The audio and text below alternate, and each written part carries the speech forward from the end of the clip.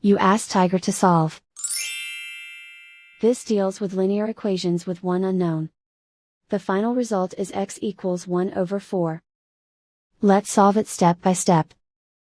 Simplify the expression. Expand the parentheses.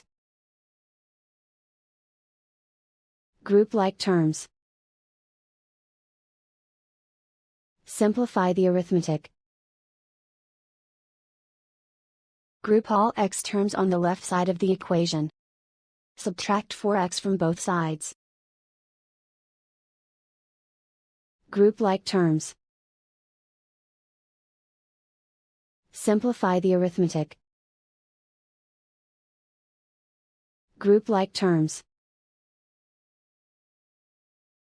Simplify the arithmetic. Group all constants on the right side of the equation. Subtract 2 from both sides. Simplify the arithmetic.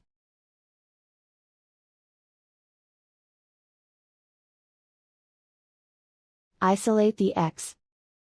Divide both sides by 4. Simplify the fraction. And so the final result is x equals 1 over 4.